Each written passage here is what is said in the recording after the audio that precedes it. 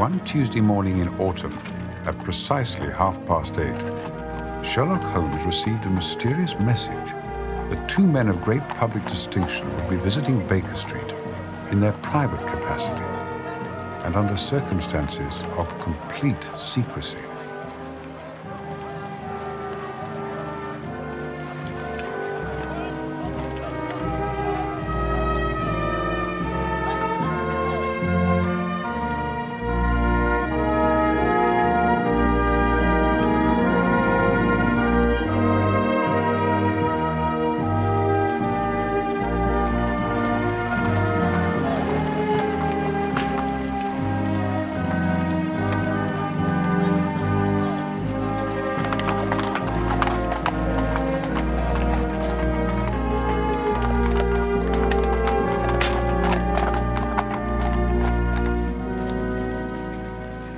They're here.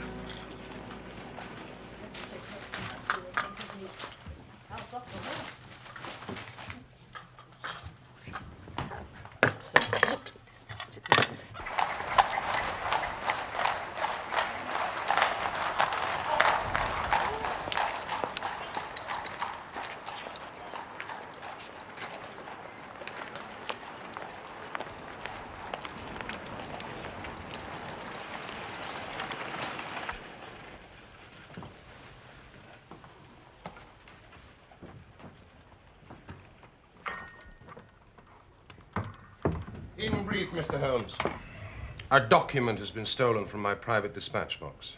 And when I discovered my loss, which was at 8 o'clock this morning, I at once informed the Prime Minister. It was at his suggestion that we both come to you. You have informed the police? No, sir, we have not done so. Nor is it possible that we should do so. To inform the police must, in the long run, mean to inform the public. And that is what we particularly desire to avoid. And why, sir? Because the document in question is of such immense importance that its publication might very easily, I might almost say probably, lead to European complications of the utmost moment. Unless its recovery is attended by the utmost secrecy, then it may as well not be recovered at all. For all that is aimed at by those who have taken it is that its contents should be generally known. I understand. Watson, do sit down.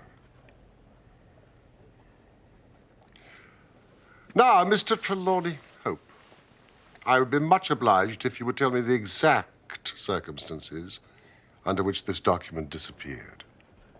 As Secretary of State for European Affairs, I received the letter 6 days ago. It was a letter from a foreign potentate, you understand. It was of such importance that I never left it in my safe, but I have taken it each evening from my office back to my house in Whitehall Terrace and kept it in my bedroom, locked in my dispatch box. And you are sure that it was there last night? Yes, I'm quite certain of that fact. I actually opened the dispatch box whilst I was dressing for dinner, and I saw the letter inside. It then remained upon my bedside table. Both my wife and I are light sleepers and are prepared to swear that no one could have entered the room during the night, and yet this morning, the paper is gone. What time did you die? At 7:30. How long was it before you went to bed? My wife had gone to the theater. I had waited up for her. It was 11:30 before we went to our room. So, for 4 hours, the dispatch box had lain unguarded. Mr. Holmes, no one is ever permitted to enter that room, save the housemaid in the morning and my valet during the rest of the day. They are both trusty servants who have been with us for many years. Besides, neither of them could have possibly known that there was anything more valuable than the ordinary departmental papers in my box. Surely your wife knew? Mr. Holmes, I've long known how high is Mr. Hope's sense of public duty. I'm convinced that in a case of this importance, it would rise superior to the most intimate domestic ties. You do me no more than justice, Prime Minister. Until this morning, I have never breathed one word to my wife upon this matter. Well, who is that in England who did know of the existence of this letter? Each member of the cabinet was informed of it yesterday, but the pledge of secrecy which attends every cabinet meeting was increased by the solemn warning given by the Prime Minister. My God! To think that within a few hours I myself should have lost it.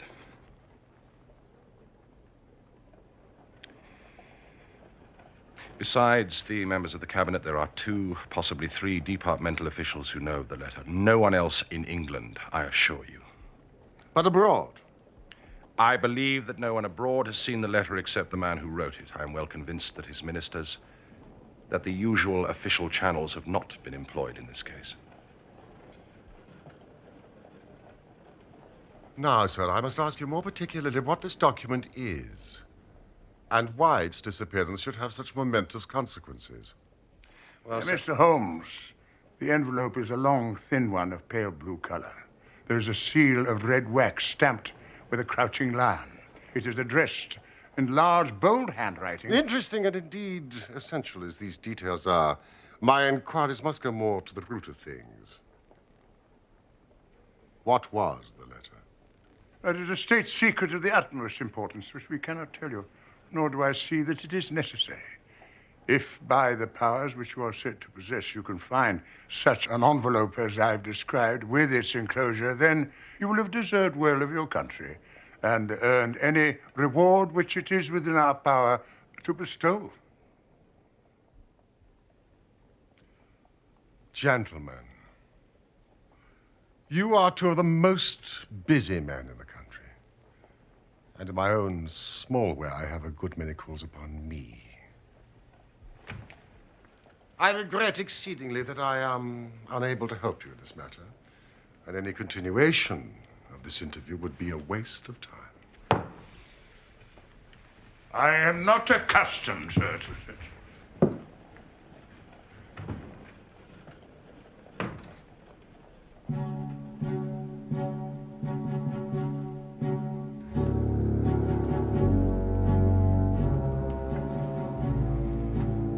Mr. Holmes, we must accept your terms. No doubt you are right, and it is unreasonable for us to expect you to act unless you have our full confidence. I agree with you, Prime Minister.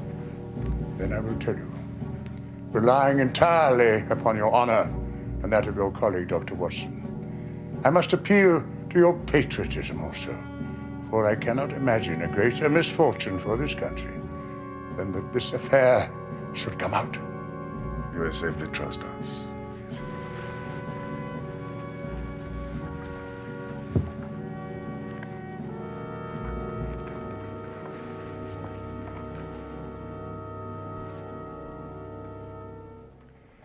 The letter, then, is from a certain foreign potentate who has been ruffled by some recent colonial developments of this country. It is written hurriedly and upon his own responsibility entirely.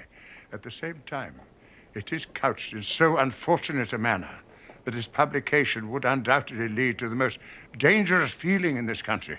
There would be such ferment, sir, that I do not hesitate to say that within a week of the publication of this letter, this country would be involved in a great war.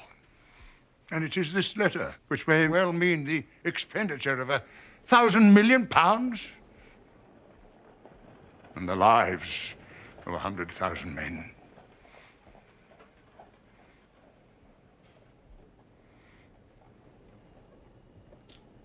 Have you informed the sender? A cipher telegraph has been dispatched. Perhaps he desires the publication of the letter. No, Doctor, we have strong reason to believe that he already understands that he has acted in an indiscreet and hot-headed manner. It would be a far greater blow to him and his country than to us if this letter were to come out. If this is so, in whose interest is it that the letter should come out? Why should anyone desire to steal it and to publish it? And there, Dr. Watson, you take me into the realms of high international politics. But if you consider the European situation, you will have no difficulty in perceiving the motive. The whole of Europe is an armed camp. Great Britain holds the scales. If Britain were driven into war with one confederacy, it would assure the supremacy of the other, whether they were joined in the war or not. So it is the enemies of this potentate who want to secure and publish this letter so as to make a breach between his country and ours? Yes, sir. And to whom would the document be sent if it fell into the wrong hands? To any of the great chancelleries of Europe. It is probably speeding its way thither at this present instant as fast as steam can take it. It is your misfortune, my dear fellow. No one can blame you. There's no precaution which you've neglected. But now, Mr. Holmes, you are in full possession of the facts. What course do you recommend?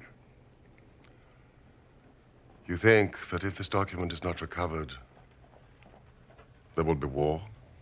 I think it is very probable. Then, sir, prepare for war. That is a hard saying, Mr. Holmes. Consider the facts. There seems no doubt this document was taken between 7:30 and 11:30 yesterday evening, so where can it be now?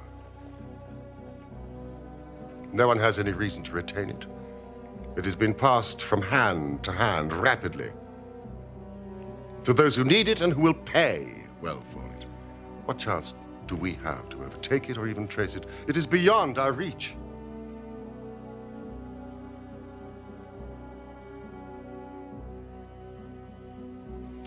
What you say is perfectly logical, Mr. Holmes. I feel that the matter is indeed out of our hands. Meanwhile, hope. We cannot ignore all our other duties on account of this one misfortune. And should there be any fresh developments during the day, we will communicate with you. And you, no doubt, will let us know the results of your own inquiries. Thank you.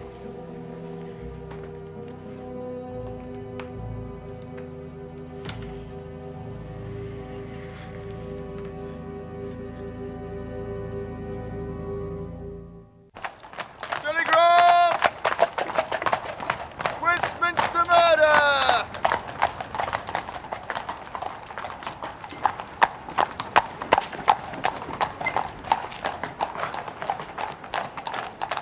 Westminster murder! Telegram! Westminster murder! Telegram!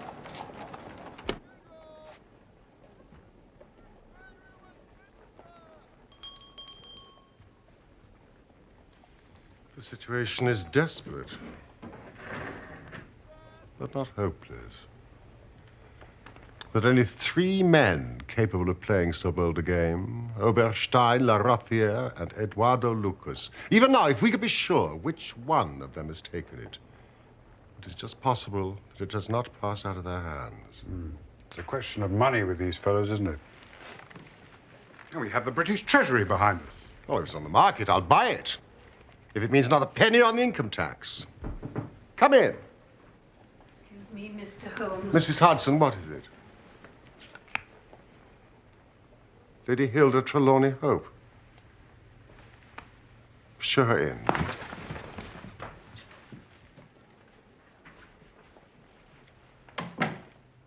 Has my husband been here, Mr. Holmes? Yes, he has been here. Mr. Holmes, I implore you not to tell him I came here. Your ladyship puts me in a very delicate position. I beg of you to sit down and tell me what it is you desire. But I cannot make you any unconditional promise. Gentlemen, I will speak frankly to you in the hope that it will induce you to speak frankly in return.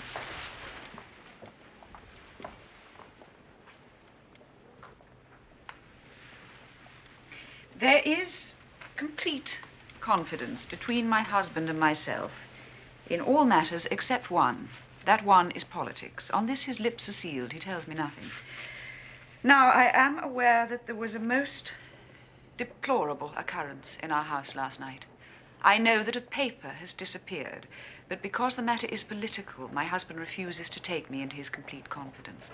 Now, it is essential, I say, that I should thoroughly understand it. You are the only people, save these politicians, who know the true facts. At least I presume you do. You presume correctly, madam. I beg you, then, tell me exactly what has happened and what it may lead to. Tell me all, Mr. Holmes. Let no regard for my husband's interests keep you silent, for I assure you that his interests, if he would only see it, will be best served by taking me into his complete confidence. What was this paper which was stolen? Madam, what you ask me is really impossible. You must see that this is so. I mean, if your husband thinks fit to keep you in the dark over this matter, is it for me, who has only learned the true facts under the pledge of professional secrecy, to tell what he has withheld? Is it not unfair to ask it? It is he who you must ask. I have asked him. I come to you as a last resort. But without your telling me anything definite, you may do me a great service if you would enlighten me on one point. What is it, madam? Is my husband's political career likely to suffer through this incident? Well, let me say that if it is not put right, it may have a very unfortunate effect. Oh.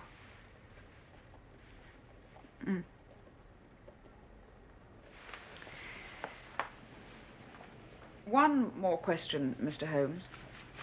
From an expression which my husband dropped in the first shock of the disaster, I understood that terrible public consequences might arise from the loss of this document. If you said so, I cannot deny it. Of what nature are they? There again, you ask me more than I can possibly answer. Then I will waste no more of your time. I cannot blame you, Mr. Holmes, for refusing to speak more freely. And you on your side will not, I'm sure, think the worst of me because I desire to share my husband's anxieties, even against his will.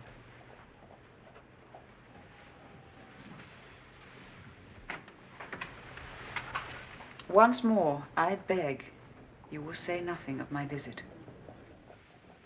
I say, what a really remarkable and beautiful woman. The fair sex is your department, Watson. What did you really want? Surely her own statement was clear and her anxiety very natural. Think of her appearance, Watson. Her manner, her suppressed excitement, her restlessness, her tenacity in asking questions. Remember, she is the youngest daughter of the Duke of Belminster and comes of a caste that does not lightly show emotion. She was certainly much moved. And you observed, of course, how she maneuvered to have her back to the light.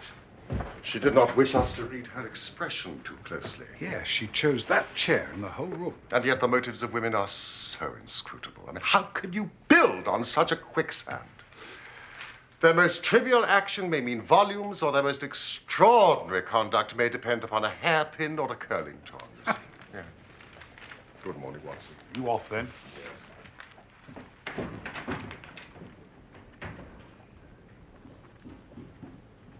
Holmes! Was one of the agents you spoke of called Eduardo Lucas Yes. of Godolphin Street? Yes? You'll not see him. Why not? He was murdered in his house last night.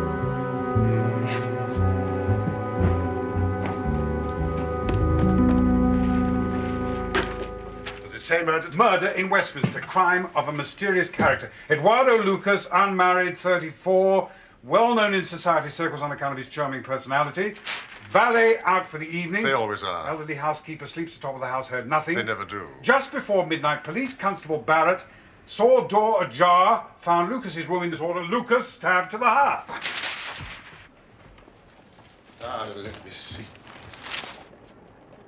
Prussian military dagger. Robbery does not appear to be the motive. Valuable collection untouched. What do you make of this, Watson? Well, it's an amazing coincidence. Coincidence? Here is one of the three men we have named as possible actors in this drama. And it meets a violent end during the very hours we know that drama is enacted. The odds are enormously against it being a coincidence.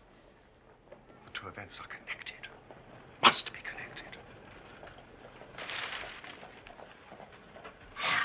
It is for us to find the connection. But by now, the police must know all. No, not at all.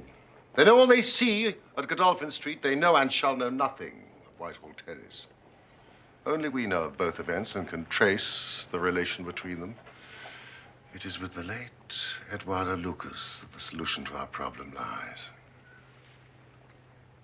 But It is a capital mistake to theorize in advance of the facts. Do you stay here, my good Watson? I will join you when I'm able.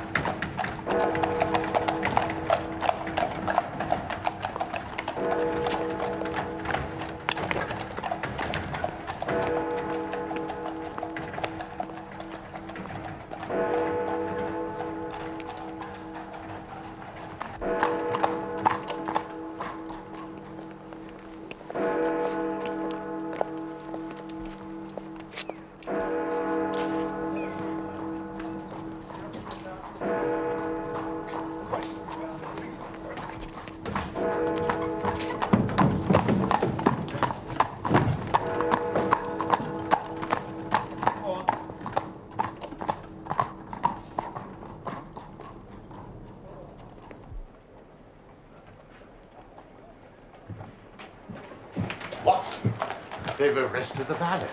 Lestrade has been put in charge of the case. He's buzzing around like a bluebot. I've got to know him rather well. Would it help if I spoke to him? No, it would not. This is a case where the law is as dangerous to us as the criminals are. We must be patient and wait.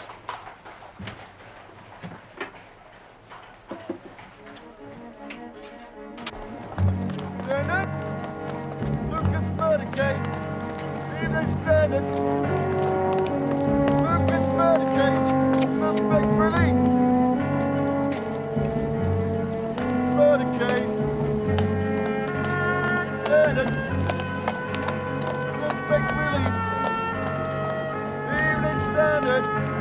Lucas murder case.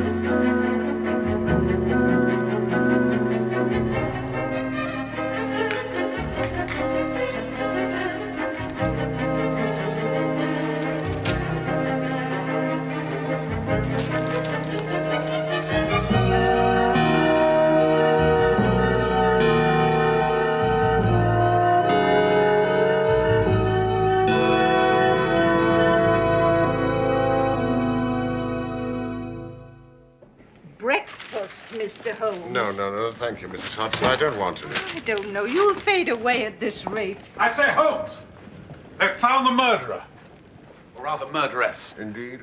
There's a wire from Paris. Apparently, Lucas was leading a double life. He had a Creole wife in France where he called himself Henri Fournay. The woman was reported to the police yesterday by her servants. She is quite insane, a mania of a dangerous and permanent form. Poor woman. But listen to this. The same woman was seen in the neighborhood of Godolphin Street on the night of the murder and later made an emotional scene at Charing Cross Station. Now, what do you think of that? Oh, my dear Watson, you are so long-suffering. If I've told you nothing over these last few days, it's because there is nothing to tell. Even now, this report from Paris doesn't help us much. Well, surely it's final as regards Lucas's death. The man's death is a mere incident, a trivial episode in comparison with our real task, which is to trace the document and save a European catastrophe. Now, if the letter were loose... No, it cannot be loose. But if it isn't loose, where can it be?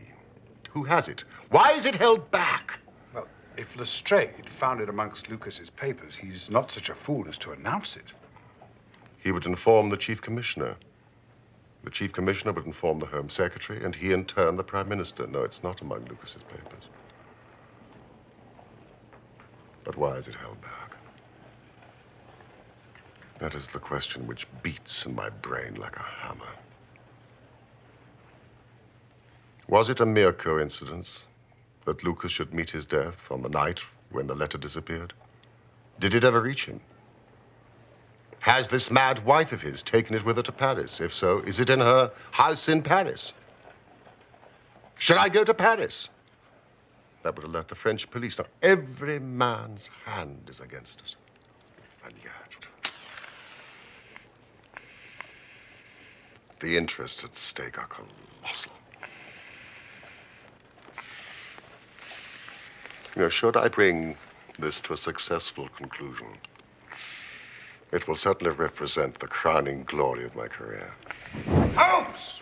Go!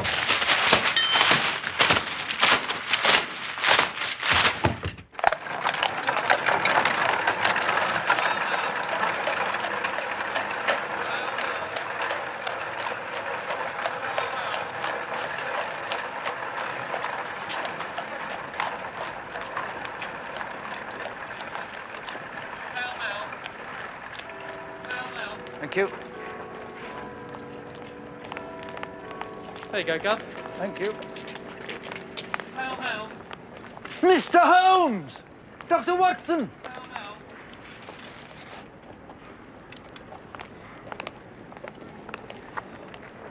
You've no doubt been following the Lucas case? Lucas? Lucas. Ah, yes, the name does seem familiar to me. Eduardo Lucas. Found murdered last Tuesday night at his house in Godolphin Street. Rather a distinguished gentleman. Student of international politics and a remarkable linguist, so they say. I've been in charge of the case, matter of fact. Not an easy task by any means. Some delicate problems, you understand. But with the aid of our French friends, I've been able to bring the case to a satisfactory conclusion. All the loose ends tied up. Oh, we've got it. Clear as if we'd seen it. Congratulations, Lestrade. Another feather in your cap. Thank you. Yes, indeed. Before you go, Mr. Holmes, it's a mere trifle, but the sort of thing you take an interest in. Queer, you know, what you might call freakish. It has nothing to do with the main fact. Can't have on the face of it. What is it, then? Well, if you gentlemen could come down to Godolphin Street, I think I could explain it better on the spot. For a few minutes, perhaps? Oh, good. It's only just round the corner.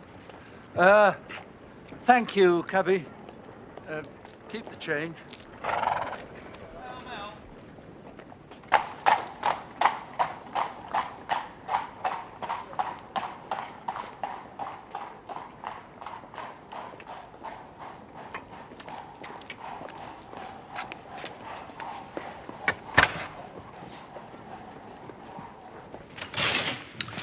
Here it all is. Now, the woman must have knocked on the door after she saw the valet had gone out. A surprise visit, no doubt. Lucas let her in. He couldn't keep her on the street, could he, his own wife?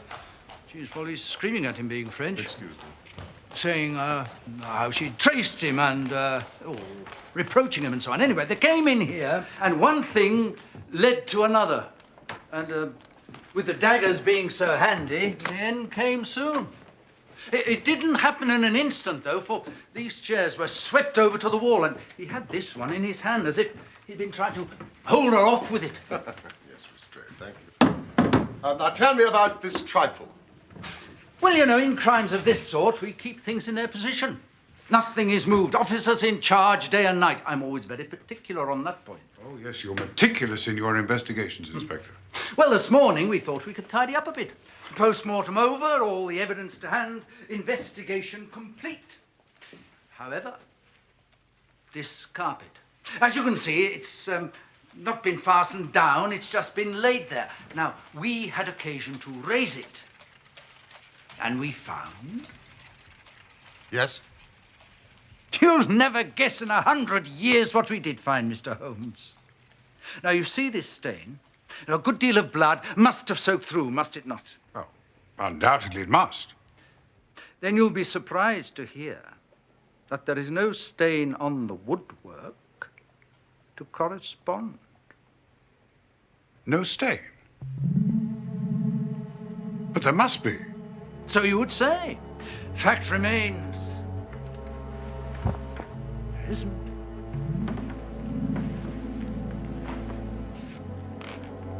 But the underside is as stained as the upper.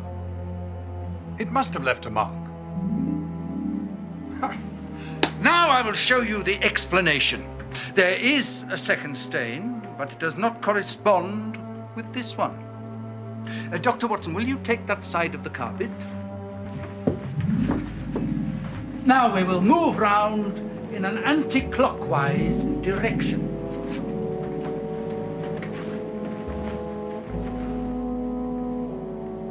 What I want to know is, Mr. Holmes, who shifted the carpet and why?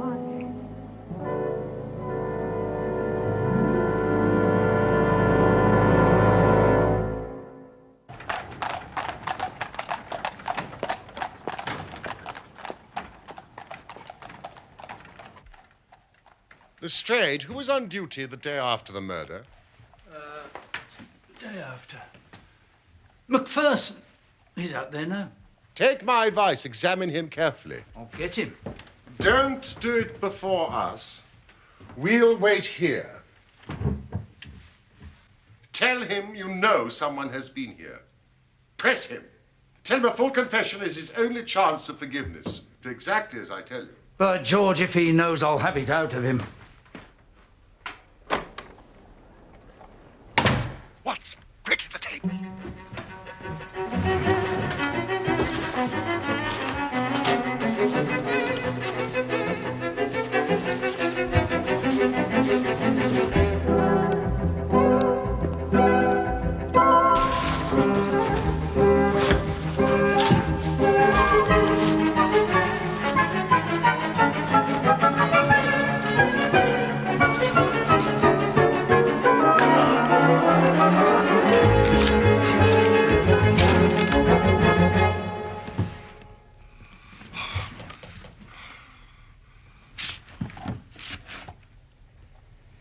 Empty. Holmes!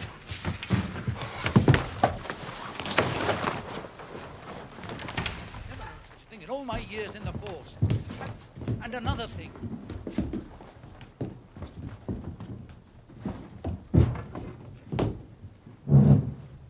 In here, Constable. Macpherson, how's the family? Very well, thank you, sir. Well, come on, out with it. Let these gentlemen hear of your inexcusable conduct. Well, I meant no harm, sir, I'm sure. This young woman came to the door answering an advertisement about typewriting. It was mistook the house, she said. Well, we got talking, sir. You know how it is. It's a bit lonely when you're out there on duty all day. What happened, Macpherson? Well, sir, we got talking about the crime. She had read about it in the paper, she said, and wanted to see what it was done. So I saw no harm in letting her have a wee keek. She got just about in the door there, spotted that mark on the carpet, and down she dropped on the floor and lay for dead. And no wonder. Go on, Macpherson. Well, sir, I was away around at the Ivy plant for some brandy, and by the time I had brought it back, the young woman had... Well, she wasn't here anymore. She had recovered and was off. Ashamed of herself as like as not, and dared to not face me.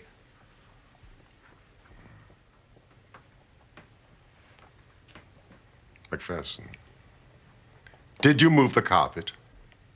No, sir, I only straightened it out. You see, she'd fell on it, and the polished floor being slippery. Let that be a lesson to you, Constable, that you can't deceive me.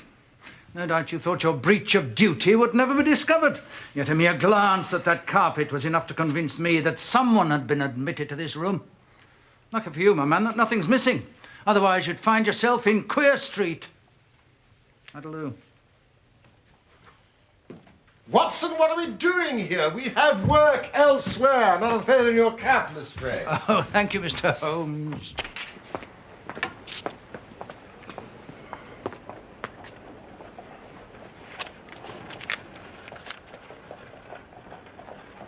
Good Lord, Mr. Holmes. Hey! Have you solved it? Hardly, Watson, hardly.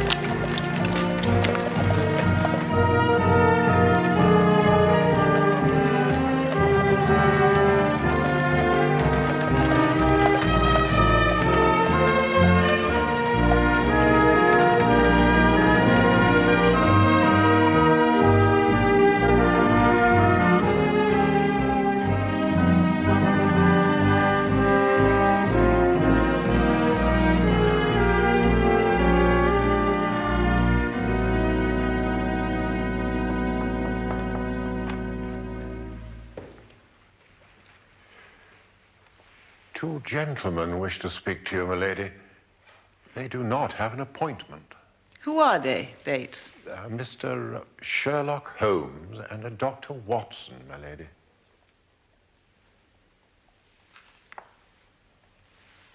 Very well. You may show them in. Very well, my lady. Excuse me. Mr. Holmes and Dr. Watson, milady. Mr. Holmes, this is surely most unfair and ungenerous on your part.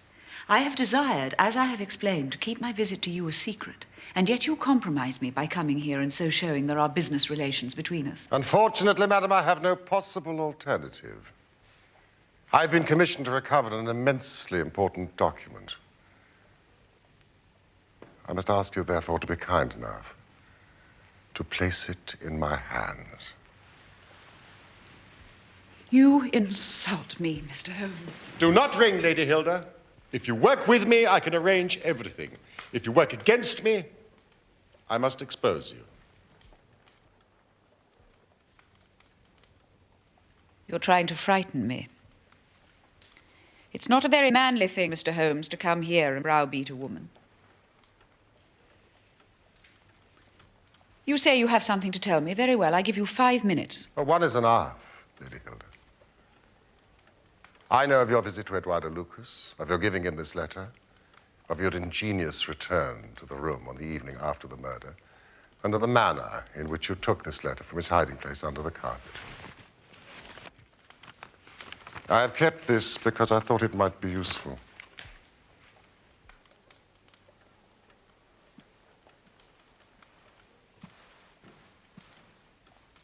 The policeman recognized you.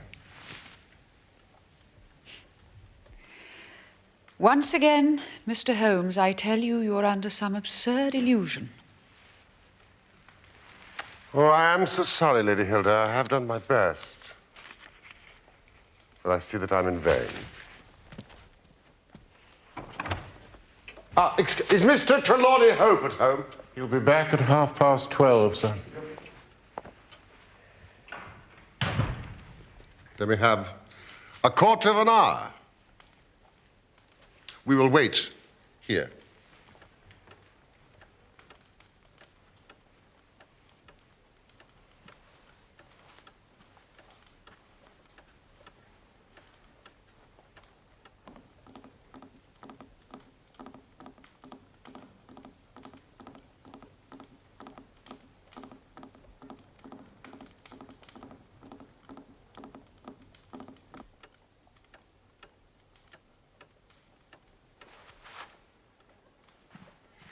Oh, spare me, Mr. Holmes, spare me.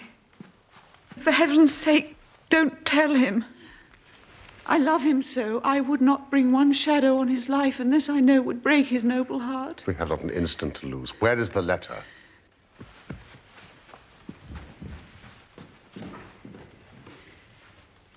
Here it is. Wish to heaven I'd never seen it.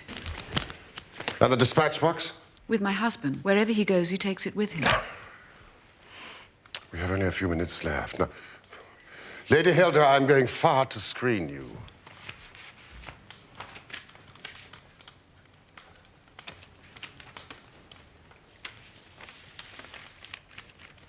In return, you will spend the time telling me frankly the real meaning of this extraordinary affair.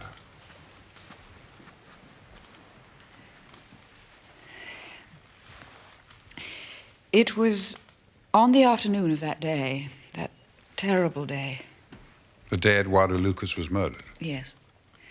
I was just going out to pay some calls when a confidential note arrived for me. It was from Lucas, asking me to visit him urgently, as he had important and private information for my ears alone.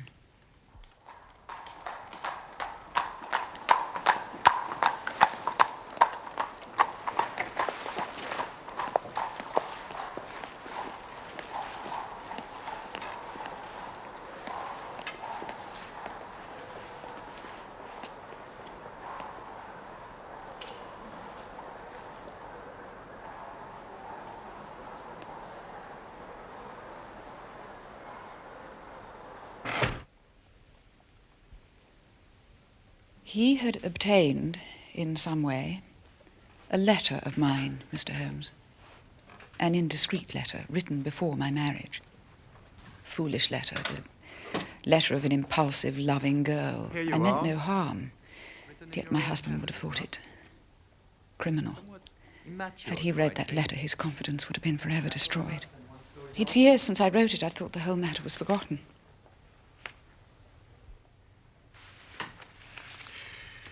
No doubt you remember the content very well. Very sprightly, I must say. Very sprightly. You make a charming correspondent. What do you want with me, Mr. Lucas? May I have my letter back, please? Of course you may, Lady Hilda. But this is a very valuable piece of paper, would you not agree? I'm sure if it was laid before your husband, he would hardly fail to appreciate the contents. You're a blackmailer. A businessman, Lady Hilda. This is purely a business transaction on my side. I can assure you I wish no ill to you or your husband. How much money do you want for that letter, Mr. Lucas? Let's not speak of money, madam. My business is not so simple as that. Well, the matter is an easy one.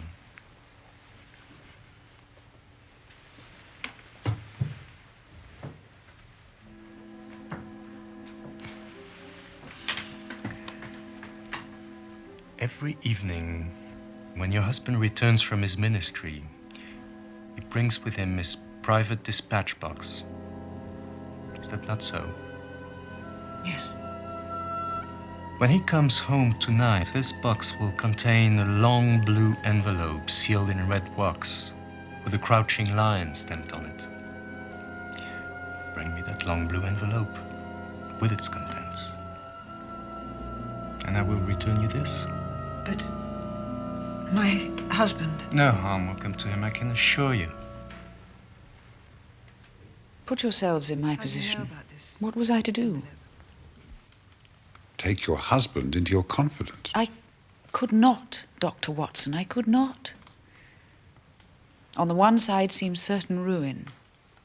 On the other, terrible as it seemed to take my husband's paper, in a matter of politics I could not understand it, while in a matter of love and trust it was only too clear to me.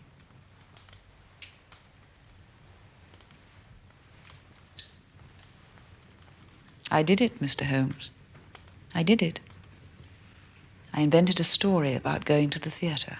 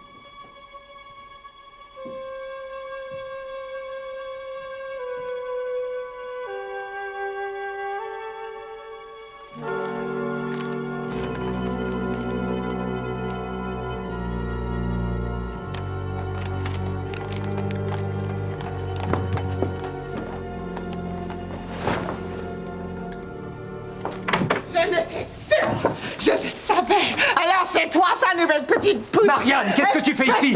Marianne, tu sais bien que tu n'as pas le droit de quitter l'hôpital, arrête. Je suis sa femme. Marianne, ça suffit. Je t'interdis de me toucher, ne m'en touche pas. Est-ce que tu vas arrêter? Ta pute. J'en ai assez, tu m'entends? Je t'ai pardonné,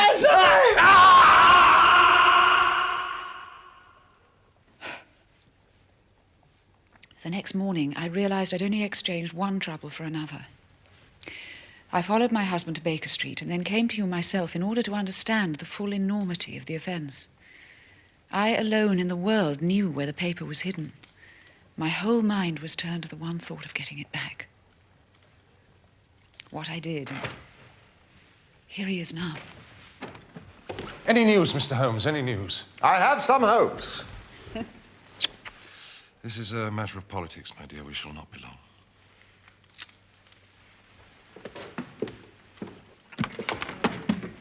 The Prime Minister is lunching with us. May he share your hopes? He has nerves of steel, and yet I know that he's hardly slept since this terrible event.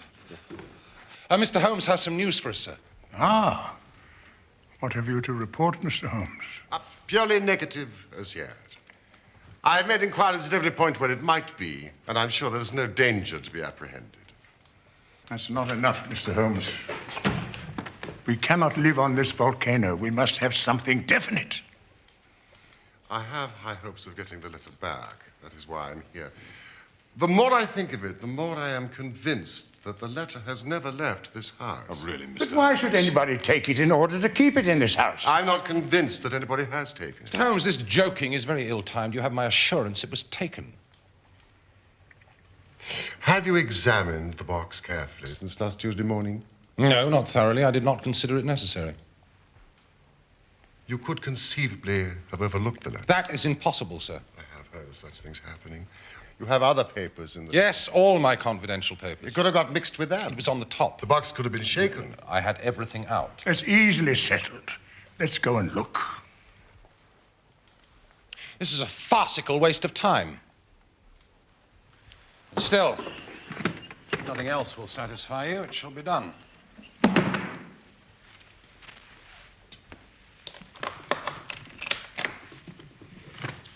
Here you are, all my confidential papers, as you can see. It's a letter from Lord Merrow, report from Sir Charles Hardy, memorandum from Belgrade, that's the one we were discussing this morning, Prime Minister. Note on the Russo-German grain taxes, letter from Madrid, note from Lord Flowers on...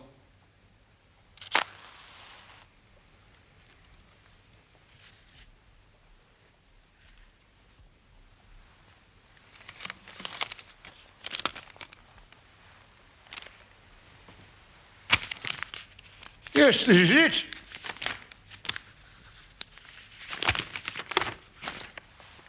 And the letter is intact. Remarkable. This is inconceivable. Impossible, Mr. Holmes. Hilda! How did you know it was here? Because I knew it was no one else. I cannot believe my eyes. Hilda, we have found the letter. I know it is difficult for you to understand, but it is the most wonderful news. It's quite extraordinary. I went through every paper in here. I checked and I rechecked. It's incomprehensible that I should have overlooked it in this manner.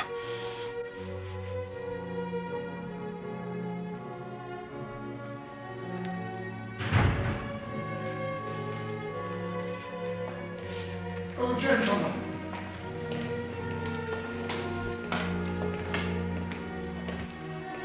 Come, there's more in this than meets the eye. Our Prime Minister, we too have our diplomatic secrets.